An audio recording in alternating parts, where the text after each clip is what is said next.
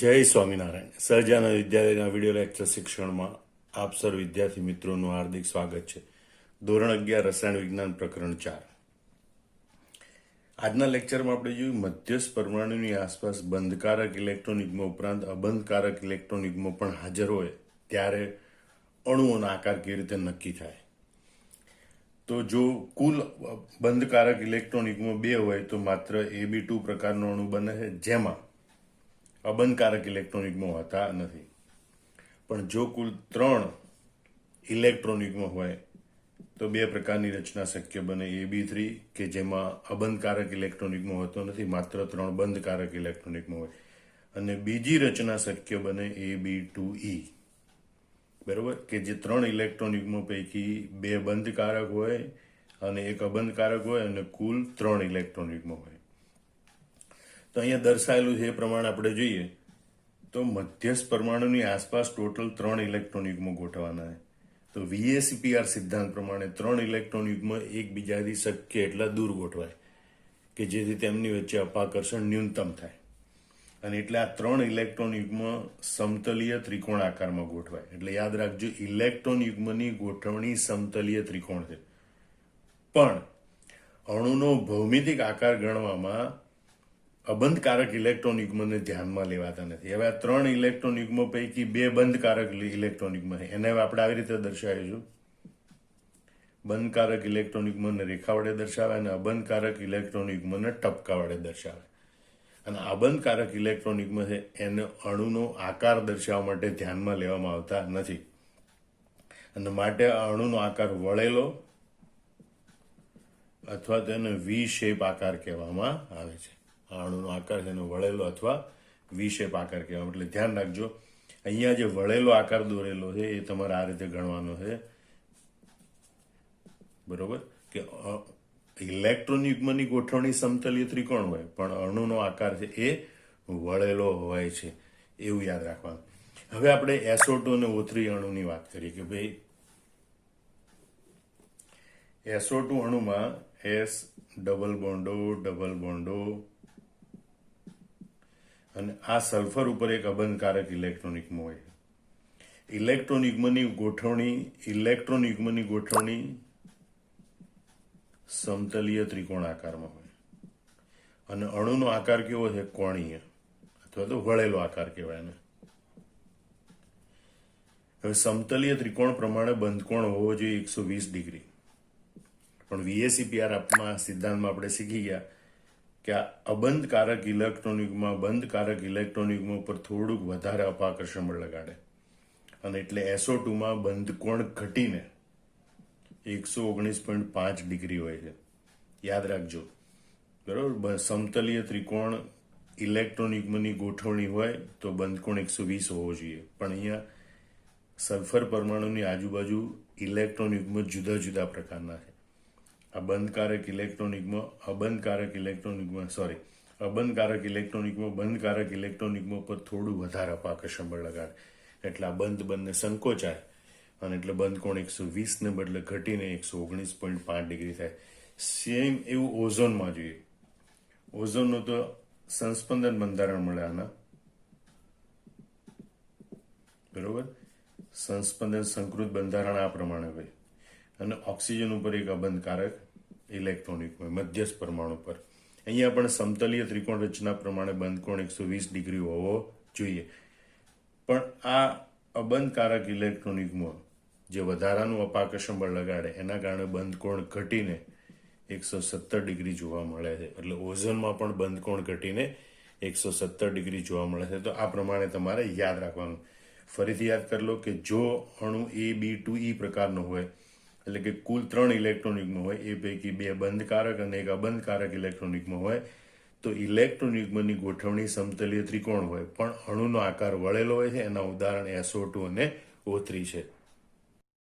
હવે આપણે કુલ 4 ઇલેક્ટ્રોન યુગ્મ હોય તો ભૌમિતિક રચનાઓ જોઈએ.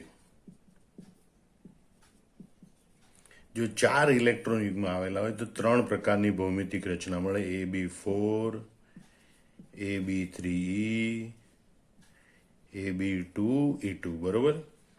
જે પૈકી AB4 વિશે આપણે ભણી ગયા કે ભાઈ મધ્યસ્થ પરમાણુની આસપાસ 4 બંધ કારક ઇલેક્ટ્રોનિકમાં હોય તેનો આકાર સમચતુષ્ફલકી હોય અને બંધ કોણ 109 ડિગ્રી 28 મિનિટ એટલે કે 109.5 ડિગ્રી હોય છે. આ તો થઈ સમચતુષ્ફલકીય ભૌમિતિક આકાર AB4 અણુ હોય તો. પણ હવે આપણે જોઈએ AB3 અણુ માટે.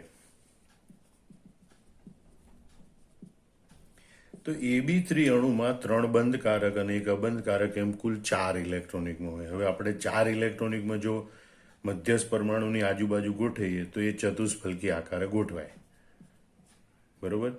પણ એ પૈકીના 3 બંધ કારક ઇલેક્ટ્રોનિકમાં છે અને 1 અબંધ કારક ઇલેક્ટ્રોનિકમાં છે. અને એટલે સંપૂર્ણ સમચતુષ્ફલકી નહીં, પણ આપણે એમ કે થોડા અંશે વિકૃત ચતુષ્ફલકીય રચના ધરાવે છે. હવે જ્યારે એનું ભૌમિતિક આકાર ગણવાનું હોય ત્યારે આપણે અબંધ કારક ઇલેક્ટ્રોનિકમને ધ્યાનમાં લેતા નથી. તો આપણે અણુને આવી રીતે દર્શાવીએ, બંધ કારક ઇલેક્ટ્રોનિકમને રેખાબંધ વડે દર્શાવીએ અને અબંધ કારક ઇલેક્ટ્રોનિકમને ટપકા વડે દર્શાવીએ. અને માટે અણુનો આકાર છે એ બને છે ત્રિકોણીય પિરામિડ, બરોબર. આમ AB3E પ્રકારનું અણુ હોય તો અણુનો આકાર ત્રિકોણીય પિરામિડલ હોય છે, યાદ રાખજો. હા, ઇલેક્ટ્રોન યુગ્મની ગોઠવણી ચતુષ્ફલકી અથવા તો વધુ સ્પષ્ટ કરવું હોય તો વિકૃત ચતુષ્ફલકી કહેવાય. પણ અણુનો આકાર છે ત્રિકોણીય પિરામિડલ છે. એના ઉદાહરણ છે PCl3, NCl3, NM3, Pa3, NH3, H3O+, XeO3 વગેરે. એ પૈકીનું એક ઉદાહરણ લઈએ આપણે એમોનિયાનું. NH3 અણુમાં મધ્યસ્થ પરમાણુની આજુબાજુ 4 ઇલેક્ટ્રોનિકમાં હોય છે, બરોબર. એમાં 3 બંધ કારક ઇલેક્ટ્રોનિકમાં છે, જ્યાં 3 NH બંધ બનાવે છે અને 1 અબંધ કારક ઇલેક્ટ્રોનિકમાં. આ 4 ઇલેક્ટ્રોનિકમાંની ગોઠવણી તો ચતુષ્ફલકી હોય, પણ અબંધ કારક ઇલેક્ટ્રોનિકમને ધ્યાનમાં ન લઈએ તો અણુનો આકાર છે એ ત્રિકોણીય પિરામિડ હોય છે. એટલે એમોનિયા અણુનો આકાર આ ત્રિકોણીય પિરામિડલ હોય છે. બીજી એક વાત કે જો સમચતુષ્ફલકી આકાર હોય તો બંધ કોણ 109 ડિગ્રી 28 હોવો જોઈએ. પણ એમોનિયા અણુમાં આ અબંધ કારક ઇલેક્ટ્રોનિકમાં બોન્ડ પેર અપાકર્ષણ થોડું વધારે હોય. અબંધ કારક બંધ કારક ઇલેક્ટ્રોનિકમાંનું અપાકર્ષણ વધારે હોય. એટલે અબંધ કારક ઇલેક્ટ્રોનિકમાં 3 બંધ ઉપર અપાકર્ષણ બળ લગાડે, એટલે 3 બંધ અંદરની બાજુ સંકોચાય અને એટલે બંધ કોણ ઘટીને 160 ડિગ્રી જોવા મળે છે. આમ એમોનિયા અણુમાં બંધ કોણ 109 ડિગ્રી 28 ને બદલે 160 ડિગ્રી હોય છે. એ રીતે આ બધા અણુમાં પણ બંધ કોણ 109 ડિગ્રી 28 કરતાં તો ઓછો હોય છે. કારણ કે અબંધ કારક બંધ કારક ઇલેક્ટ્રોનિકમાં થોડું બંધ કારક ઇલેક્ટ્રોનિકમાં કરતાં વધારે હોય છે. હવે આપણે જોઈએ AB2E2 પ્રકારનું અણુ. અહીંયા પણ 2 બંધ કારક 2 અબંધ કારક ઇલેક્ટ્રોનિકમાં કુલ 4 ઇલેક્ટ્રોનિકમાં આવેલા હોય. હવે મધ્યસ્થ પરમાણુની આજુબાજુ ટોટલ 4 ઇલેક્ટ્રોનિકમાં ગોઠવાય તો એની ગોઠવણી ચતુષ્ફલકી. એ પૈકી 2 બંધ કારક અને 2 અબંધ કારક એટલે વિકૃત ચતુષ્ફલકી પણ ગોઠવણી કહેવાય. પણ ઇલેક્ટ્રોનિકમાંની ગોઠવણી આપણે કહીશું ચતુષ્ફલકી. પણ અણુનો ભૌમિતિક આકાર ધ્યાનમાં લેવાનો હોય ત્યારે એ અબંધ કારક ઇલેક્ટ્રોનિકમાં એને ગણવામાં આવતા નથી. તો બંધ કારક ઇલેક્ટ્રોનિકમાં આપણે જોઈએ રેખી બંધ વડે અને અબંધ કારક ઇલેક્ટ્રોનિકમાં ટપકા વડે દર્શાય તો અણુનો આકાર વળેલો હોય છે અથવા અણુના આકારને કોણીય આકાર કહેવામાં આવે, જે અહીંયા આપણે દર્શાવેલો છે, બરોબર. આમ યાદ રાખજો, AB2E2 પ્રકાર હોય તો મધ્યસ્થ પરમાણુની આસપાસ 2 બંધ કારક અને 2 અબંધ કારક એમ કુલ 4 ઇલેક્ટ્રોનિકમાં હોય. એટલે ઇલેક્ટ્રોનિકમાંની ગોઠવણી તો ચતુષ્ફલકી હોય, પણ અણુનો આકાર વળેલો અથવા કોણીય અથવા ઘણી વખત એને V શેપ આકાર પણ ગણવામાં આવે છે, બરોબર. હવે એના એક અણુનું આપણે ઉદાહરણ લઈએ. દાખલા તરીકે H2O અણુ, બરોબર, જેમાં ઓક્સિજનની આજુબાજુ 2 બંધ કારક અને 2 અબંધ કારક ઇલેક્ટ્રોનિકમાં આવેલા હોય. આ 2 અબંધ કારક ઇલેક્ટ્રોનિકમાં અને 2 બંધ કારક ઇલેક્ટ્રોનિકમાં. અને આ ચારેય ઇલેક્ટ્રોનિકમાં છે એ એકબીજાથી ચતુષ્ફલકી રીતે આકારમાં ગોઠવાયેલો, એટલે આમ તો ચતુષ્ફલકી આકાર ગણવો જોઈએ. પણ આ ઇલેક્ટ્રોન યુગ્મને ધ્યાનમાં ન લે તો અણુનો આકાર કોણીય થાય છે. પણ આ લોન પેર ઇલેક્ટ્રોનનું અપાકર્ષણ વધારે હોય અને બોન્ડ પેર ઇલેક્ટ્રોનનું અપાકર્ષણ વધારે હોય. બરોબર, એ બોન્ડ પેર કરતા વધારે હોય.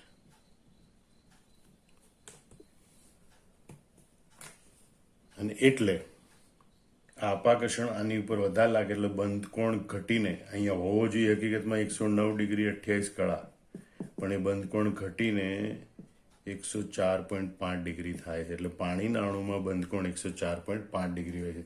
આમ જુઓ તમે કે બધા બંધકારક ઇલેક્ટ્રોનિકમાં હોત તો સમચતુષ્ફલક બને, પણ અહીંયા બે લોન પેર એટલે કે બે અબંધકારક ઇલેક્ટ્રોનિકમાં આકાર છે હાજર છે અને તેથી અણુનો આકાર કોણીય બને છે. તેમજ લોન પેર અને બોન્ડ પેર વચ્ચેનું અપાકર્ષણ છે એ વધારે હોય અને એટલે બંધ કોણ 109°28 થી ઘટીને 104.5° થાય છે. આમ Ab2E2 પ્રકાર હોય તો ઇલેક્ટ્રોન યુગ્મની ગોઠવણી ચતુષ્ફલકી હોય પણ અણુનો આકાર કોણીય હોય. H2 ઉપરાંત NH2- એમાઇડ આયન અને H2S જેવા અણુઓ છે એ પણ આવો વળેલો અથવા કોણીય આકાર ધરાવે છે. હવે આપણે 5 ઇલેક્ટ્રોન યુગ્મ હોય કુલ એવા અણુઓના પ્રકાર વિશે ભણવાનું છે.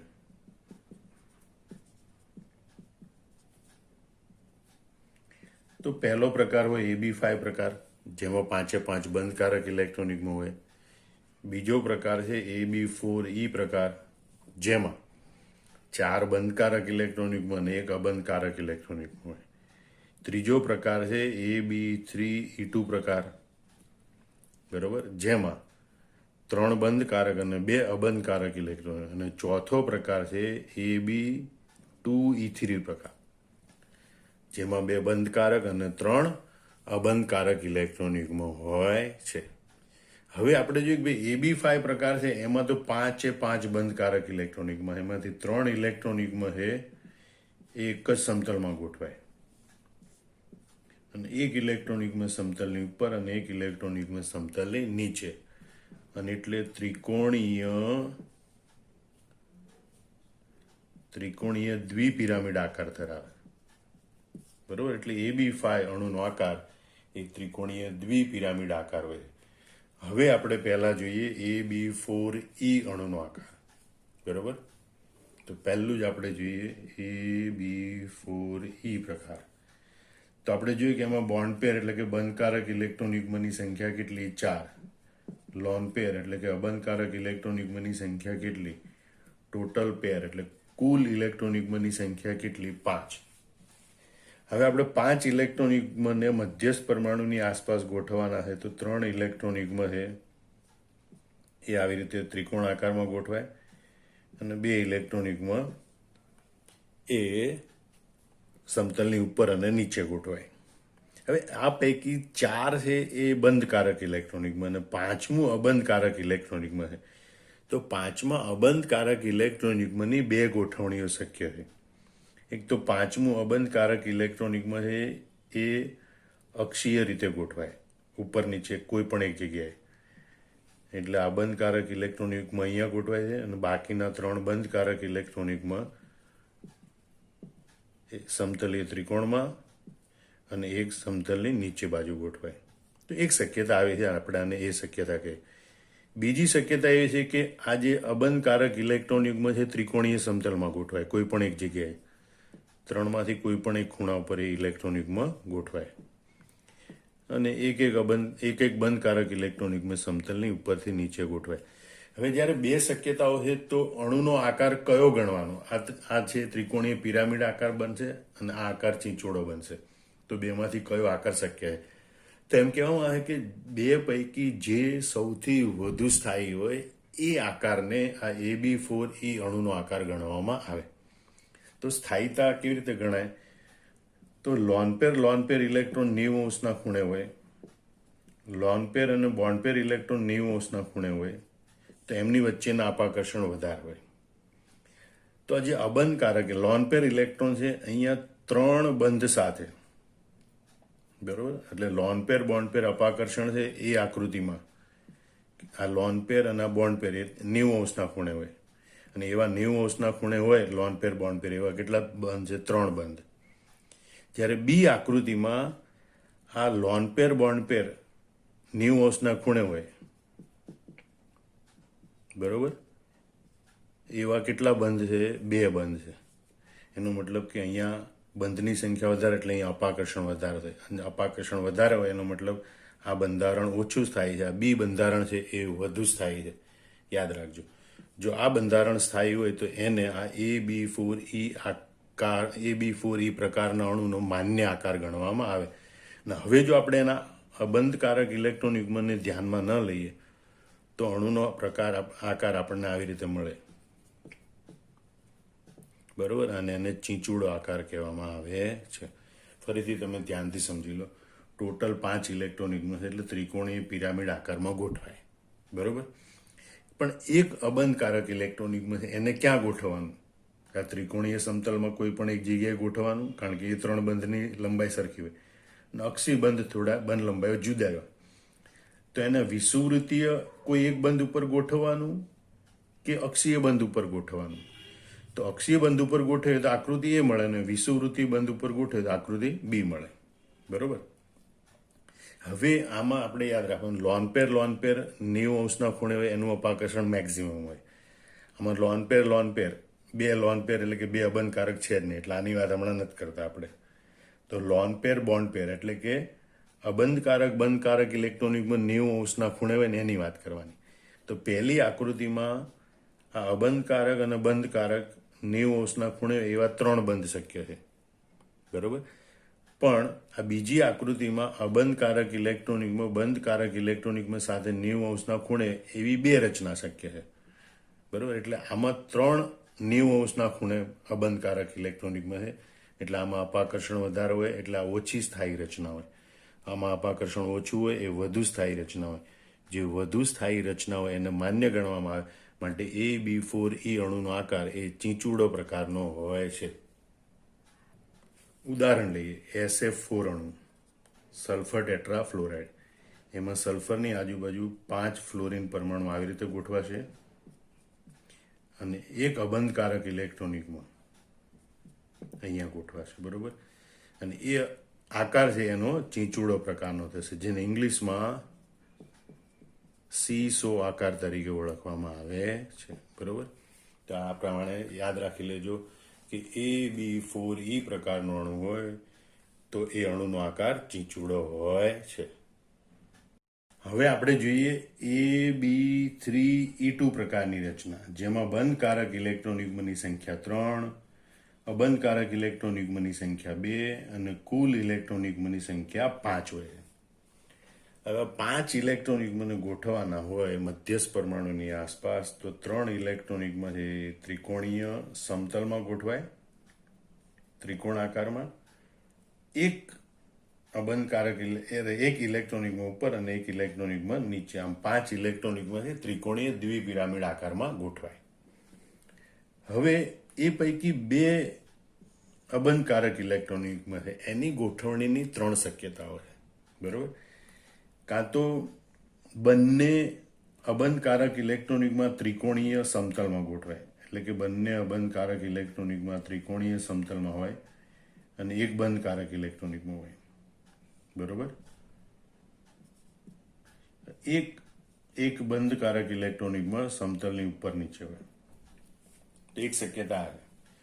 બીજી શક્યતા છે કે એક અબંધકારક ઇલેક્ટ્રોન યુગ્મ ત્રિકોણીય સમતલમાં હોય અને એક અબંધકારક ઇલેક્ટ્રોન યુગ્મ સમતલને લંબરૂપે હોય. તો બીજી શક્યતા છે, આ પહેલી શક્યતા, આ બીજી શક્યતા. ત્રીજી શક્યતા છે કે બંને અબંધકારક ઇલેક્ટ્રોન યુગ્મ ત્રિકોણીય સમતલને લંબરૂપે હોય, મતલબ ત્રણેય બંધકારક ઇલેક્ટ્રોન યુગ્મ ત્રિકોણીય સમતલમાં અને અબંધકારક ઇલેક્ટ્રોન યુગ્મ સમતલને લંબરૂપે હોય. તો આ 3માંથી જે સૌથી સ્થાયી રચના છે એને આ AB3E2 અણુનો આકાર ગણવામાં આવશે. તો આપણે જોઈએ કે ભાઈ લોન પેર 90 અંશના ખૂણે હોય એનું અપાકર્ષણ સૌથી વધારે હોય, અને એવું આકૃતિ બીમાં છે, અને માટે એ સૌથી ઓછી સ્થાયી રચના બરોબર. એટલે બી રચના है એમાં લોન પેર 90° ખૂણે है અને એટલે એ સૌથી ઓછી સ્થાયી રચના है. બાકીની બે રચનામાં આપણે લોન પેર બોન્ડ પેરની સંખ્યા ગણવી પડે કે જે 90° ખૂણે હોય, કારણ કે 90° ખૂણે અબંધકારક અને બંધકારક ઇલેક્ટ્રોન યુગ્મ હોય તો એમની વચ્ચે અપાકર્ષણ વધારે હોય. તો આકૃતિ એમાં એની સંખ્યા કેટલી અને આકૃતિ બીમાં એની સંખ્યા કેટલી આપણે જોઈએ. આકૃતિ એમાં આ અબંધકારક ઇલેક્ટ્રોન યુગ્મ છે એ અક્ષીય રીતે ગોઠવાયેલા બે સાથે 90° ખૂણે, આ બીજું અબંધકારક ઇલેક્ટ્રોન યુગ્મ છે એ પણ અક્ષીય રીતે ગોઠવાયેલા બંધકારક સાથે 90° ખૂણો બનાવે. એટલે લોન પેર બોન્ડ પેરની સંખ્યા એમાં 4 છે બરોબર. ફરતી ધ્યાનથી જોઈ લો. આ ત્રિકોણીય સમતલ છે, આ સમતલની ઉપર નીચે લંબ રૂપે છે. તો આ અબંધકારક ઇલેક્ટ્રોન યુગ્મ આ બંને ઉપરના બંધ સાથે નીચેના બંધ સાથે 90° ખૂણે હોય. આ બીજું અબંધકારક ઇલેક્ટ્રોન યુગ્મ એ પણ ઉપરના બંધકારક અને નીચેના બંધકારક સાથે 90° ખૂણે હોય. એટલે કુલ 4 લોન પેર બોન્ડ પેર હોય. જ્યારે સી આકૃતિમાં બરોબર ઉપરનું જે અબંધકારક ઇલેક્ટ્રોન યુગ્મ છે એ આ ત્રણેય ત્રિકોણીય સમતલના બંધકારક ઇલેક્ટ્રોન યુગ્મ સાથે 90° ખૂણે હોય. નીચેનું અબંધકારક ઇલેક્ટ્રોન યુગ્મ એ પણ આ ત્રણેય બંધકારક ઇલેક્ટ્રોન યુગ્મ સાથે 90° ખૂણે હોય. એટલે લોન પેર બોન્ડ પેરની સંખ્યા બી આકૃતિમાં 6 હોય. એટલે એમાં 6 લોન પેર બોન્ડ પેર હોવાથી અપાકર્ષણ વધારે હોય, એમાં અપાકર્ષણ ઓછું હોય. એટલે આ ત્રણ પૈકી સૌથી ઓછું અપાકર્ષણ એમાં હોય, માટે એ સૌથી સ્થાયી રચના છે. અને સૌથી સ્થાયી રચના હોય તો આ જે એનો જે ભૌમિતિક આકાર બને એને આ ABCE નો માન્ય ભૌમિતિક આકાર ગણવામાં આવે. તો આપણે જો આ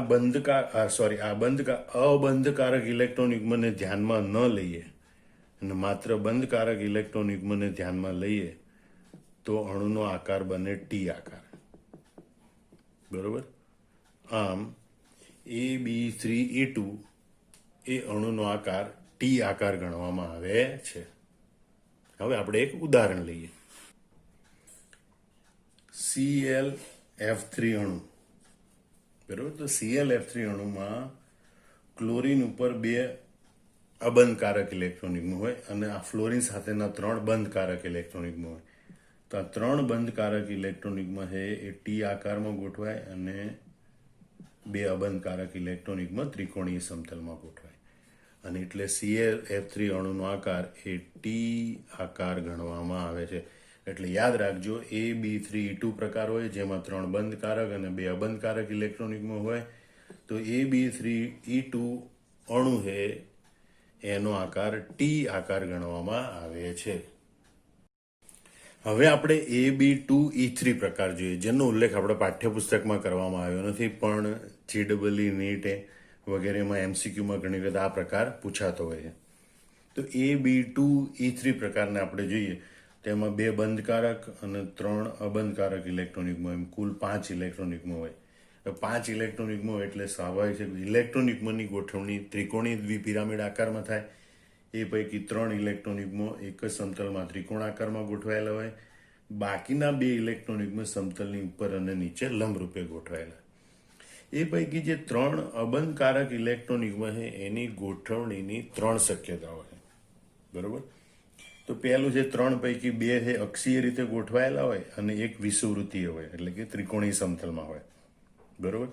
બીજી ગોઠવણીની શક્યતા છે કે એ 3 પૈકી 2 છે એ ત્રિકોણીય સમતલમાં હોય અને એક ઇલેક્ટ્રોન યુગ્મ અક્ષીય રીતે ગોઠવાયેલું હોય લંબ રૂપે. અને ત્રીજી શક્યતા છે કે 3 અબંધકારક ઇલેક્ટ્રોન યુગ્મ છે એ ત્રિકોણીય સમતલમાં ગોઠવાયા હોય અને અક્ષીય રીતે બંધકારક ઇલેક્ટ્રોન યુગ્મ ગોઠવાયેલા હોય. આ 3 પૈકી જેમાં સૌથી ઓછું અપાકર્ષણ હશે એ સૌથી વધુ સ્થાયી રચના છે અને એને આ AB2E3 પ્રકારના અણુનો આકાર ગણવામાં આવશે. તો આપણે જોઈએ કે જેમાં લોન પેર 90° ખૂણે હોય એમાં અપાકર્ષણ વધુ હોય એ ઓછી સ્થાયી રચના હોય. તો પહેલી આકૃતિમાં આ લોન પેર એકબીજા સાથે 90° ખૂણે છે અને માટે એ ઓછી સ્થાયી રચના છે, કારણ કે અપાકર્ષણ ખૂબ વધારે હોય. એ રીતે અહીંયા પણ આ લોન પેર એટલે કે અબંધકારક અને આ અબંધકારક એ બંને પણ એકબીજા સાથે 90° ખૂણે છે. માટે એ અને બી રચના છે એ ઓછી સ્થાયી રચના છે. બરોબર. જ્યારે આમાં ત્રણેય અબંધકારક ઇલેક્ટ્રોન યુગ્મ એકબીજાથી 120° ખૂણે છે. 90° ખૂણે એક પણ નથી. એનો મતલબ કે અહીંયા અપાકર્ષણ સૌથી ઓછું છે. બરોબર. એટલે આ રચના એ સૌથી વધુ સ્થાયી રચના છે. હવે એ પ્રકારની રચના પ્રમાણે જો આપણે અણુનો આકાર સમજવા આ અબંધકારક ઇલેક્ટ્રોન યુગ્મને ધ્યાનમાં ન લઈએ અને માત્ર બંધકારક ઇલેક્ટ્રોન યુગ્મને ધ્યાનમાં લઈએ તો અણુનો આકાર રેખીય બને છે. અને એટલે યાદ રાખજો કે જે Ab2E3 હોય, બરોબર, Ab2E3 પ્રકારનો અણુ હોય એવા અણુનો આકાર રેખીય હોય છે. દાખલા તરીકે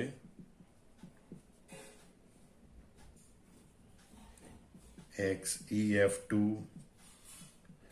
I3-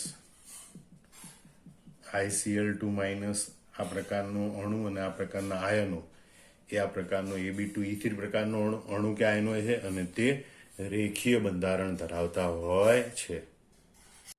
કુલ 6 ઇલેક્ટ્રોન યુગ્મ હોય તો 3 અણુ પ્રકાર શક્ય છે: Ab6, Ab5E અને Ab4E2. બરોબર. જો Ab6 પ્રકાર હોય તો 4 બંધકારક ઇલેક્ટ્રોન યુગ્મ એક જ સમતલમાં ચોરસ આકારમાં ગોઠવાય. બરોબર. અને એક અબંધકારક ઇલેક્ટ્રોન યુગ્મ સમતલની ઉપર અને નીચે અક્ષીય રીતે ગોઠવાય. અને આ રીતે અણુનો આકાર છે એ અષ્ટફલકીય બને છે. એટલે જો Ab6 પ્રકારનો અણુ એટલે કે મધ્યસ્થ પરમાણુ સાથે 6 બંધકારક ઇલેક્ટ્રોન યુગ્મ ગોઠવાયેલા હોય તો અણુનો આકાર એ અષ્ટફલકી હોય છે. હવે આપણે જોઈએ કે Ab5E પ્રકાર.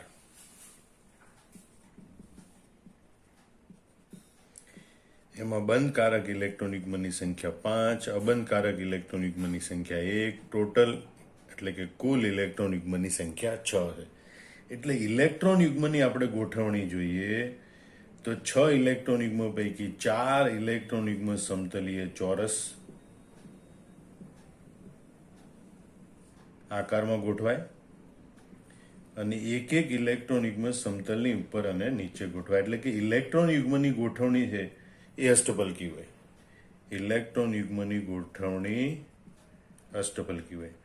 પણ અહીંયા જે એક અબંધકારક ઇલેક્ટ્રોન યુગ્મ છે એની ગોઠવણી આપણે વિચારવાની. તો અહીંયા બધા બંધ આ સમતલમાં રહેલા 4 ઇલેક્ટ્રોન યુગ્મ એકબીજા સાથે 90° ખૂણે હોય અને એ અક્ષીય રીતે રહેલા ઇલેક્ટ્રોન યુગ્મ છે એની સાથે પણ 90° ખૂણે હોય. એટલે કે બધા બંધ વચ્ચેનો ખૂણો 90° હોય. અને માટે એક અબંધકારક ઇલેક્ટ્રોન યુગ્મ તમે ગમે ત્યાં ગોઠવો, બરોબર, એ બધા સાથે એક સરખું જ અપાકર્ષણ અનુભવશે, એક જ પ્રકારની ગોઠવણી બનશે. તો આપણે એક અબંધકારક ઇલેક્ટ્રોન યુગ્મને અહીંયા આપણે નીચે ગોઠવી દઈએ. બરોબર. 4 બંધકારક ઇલેક્ટ્રોન યુગ્મ એ સમતલીય ચોરસના 4 ખૂણા પર, એક બંધકારક ઇલેક્ટ્રોન યુગ્મ ઉપર અને અબંધકારક એટલે કે લોન પેર ઇલેક્ટ્રોન યુગ્મ આપણે નીચે લઈએ. હવે અણુના આકારમાં લોન પેર ગણવામાં આવતું નથી. તો જો આપણે એને ધ્યાનમાં ન લઈએ અબંધકારક ઇલેક્ટ્રોન યુગ્મને અને બાકીના 5 બંધકારક ઇલેક્ટ્રોન યુગ્મને જ આપણે ધ્યાનમાં લઈએ, બરોબર, અને આને આપણે બધા સાથે જોડી દઈએ તો અણુનો આકાર છે સમચોરસ પિરામિડલ બને છે. આમ Ab5E અણુનો આકાર સમચોરસ પિરામિડલ હોય છે. બરોબર. BrF5, ClF5 આ બધા એના ઉદાહરણ છે. બરોબર. એટલે આ પ્રકારના અણુ હોય તો એમાં કુલ 6 ઇલેક્ટ્રોન યુગ્મ હોય. એ પૈકી 5 બંધકારક હોય અને એક અબંધકારક ઇલેક્ટ્રોન યુગ્મ હોય છે અને એનો આકાર સમચોરસ પિરામિડલ થાય છે.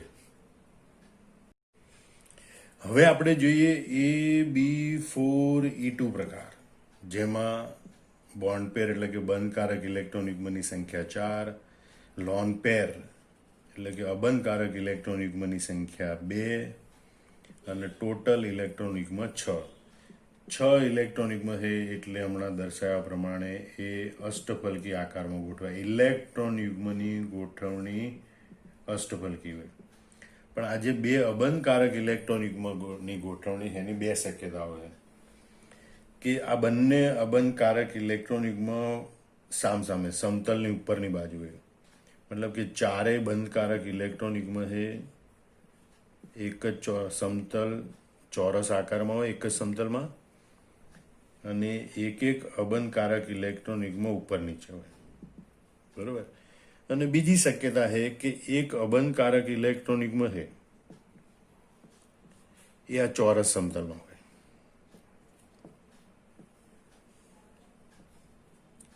બરોબર. તેમજ એક અબંધકારક ઇલેક્ટ્રોન યુગ્મ અક્ષીય રીતે ગોઠવાયેલું હોય.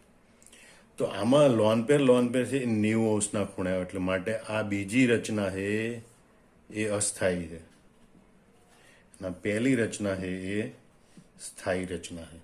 અને એ સ્થાયી રચના માટે આપણે આ જો અબંધકારક ઇલેક્ટ્રોન યુગ્મને ધ્યાનમાં ન લઈએ અને માત્ર બંધકારક ઇલેક્ટ્રોન યુગ્મને ધ્યાનમાં લઈએ તો અણુનો આકાર સમતલીય સમચોરસ થાય.